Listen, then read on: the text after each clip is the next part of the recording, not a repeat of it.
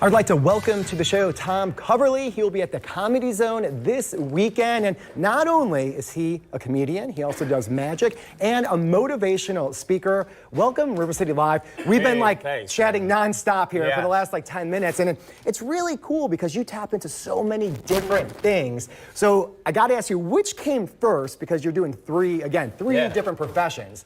Is it comedy? It was the motivational speaking at first. Really? Yeah, absolutely. So how'd you get into that?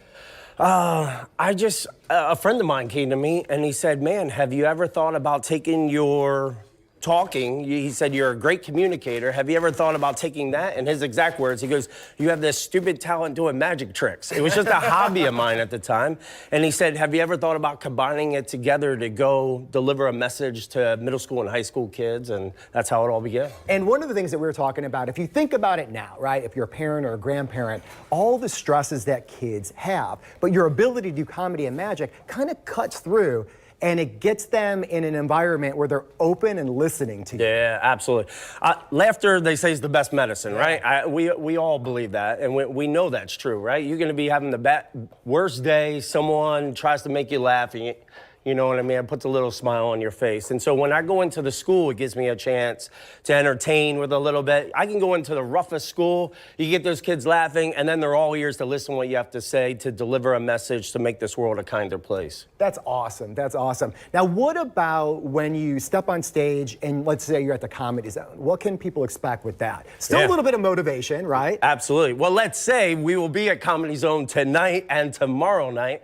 And what they can expect is I'll do an hour show. I'll entertain, have people laughing, having a good time. I describe my show as a little Chris Angel, David Blaine with a whole lot of laughter, all right? And so it gives me a chance to entertain. But I always take, no matter what show I do, I always take about 3 minutes out of the show, and I just want to encourage people, right? My favorite comedy hero of all time, Mr. Robin Williams, right? He's no longer with us. And you know, he was so good at hiding behind the smile and laughter. And a lot of times people are there, right, to laugh and have a good time. But I realized that they're having a bad day maybe that day. Earlier it was a horrible day or maybe a horrible month. Like this, I got a smile on my face, but I've had the roughest month that I've ever had in a long time. I had a friend that just died recently, just a few weeks ago, 37 years old. You know, my dad's fighting for his life in the hospital.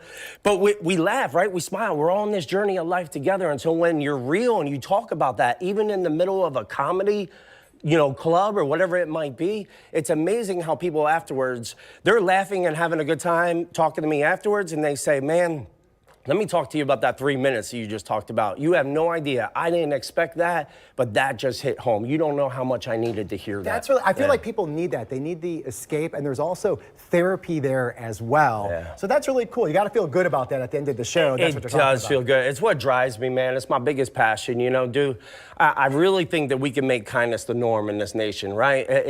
Negativity spreads like crazy, right? But if we could be positive and rub shoulders, we all rub shoulders with people every single day, whether it's the people we work with, the people in our neighborhood, we're pumping gas, we're in the grocery store.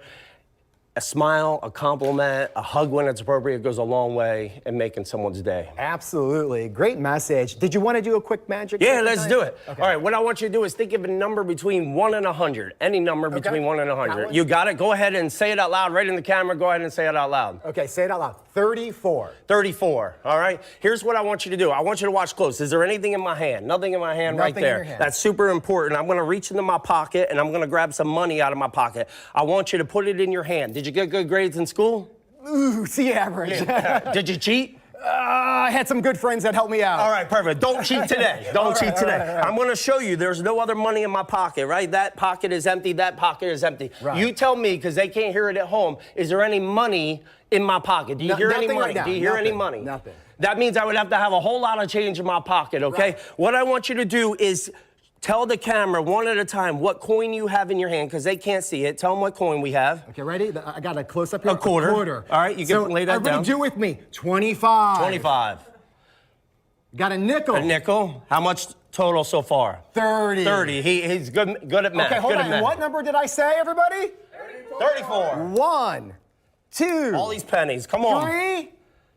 You were so close. Man. There it is. 34, right there. Suspense. Right there. Nice job. 34 cents exactly, man. Wow. 34. That is awesome.